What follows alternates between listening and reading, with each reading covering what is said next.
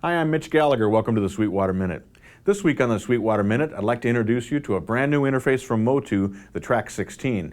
Now, the Track 16 may look like a very simple 16 by 16 audio interface, but there's a ton of power and a lot of features under the hood. Let's check it out. The Track 16 is a hybrid audio interface, which means that it can connect to your Windows PC or your Macintosh by either USB or FireWire.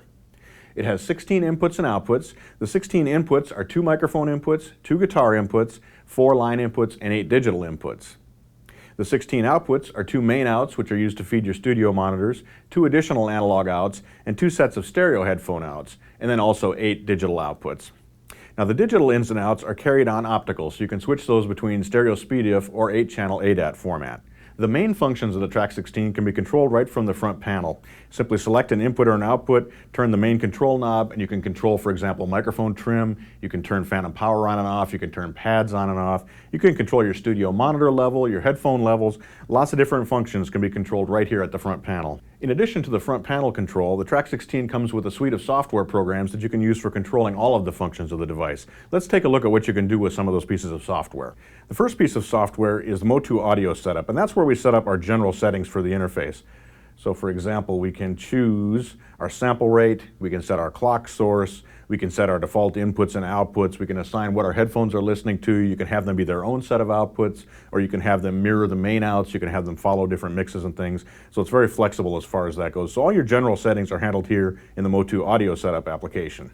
The next piece of software really unleashes the power inside the Track 16, and that's QMix FX. QMix FX is where we can set up our latency-free mixer routing, so when we're tracking, we don't hear any delays as we're recording our signals.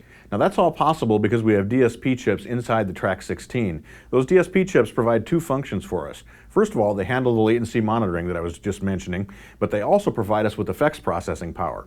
So each input channel on a Track 16 has an EQ, it has dynamics, so you have compression, gating, limiting, it also has metering, and there's reverb in there as well. Now when you use those effects inside the QMix FX application, they're running right on the Track 16, so we're not incurring any latency hit on that. There's no delays when we're monitoring through those effects through the QMix software. If you're running Track 16 with your Macintosh, it includes AudioDesk, which is MOTU's multi-track recording software. But it's compatible with virtually any Mac or Windows audio software that you might want to use with it. For example, I'm running it here with Pro Tools 10 HD. I've been using the Track 16 for a couple of weeks now in my studio, and I've been finding it to be an excellent audio interface. No matter what your application, whether you're tracking, you're mixing, you're mastering, you're working with MIDI gear, all of the I/O, the DSP functionality, everything that comes with the Track 16 really makes it a comprehensive package for a lot of different applications. I'm Mitch Gallagher. Thanks for joining me for the Sweetwater Minute.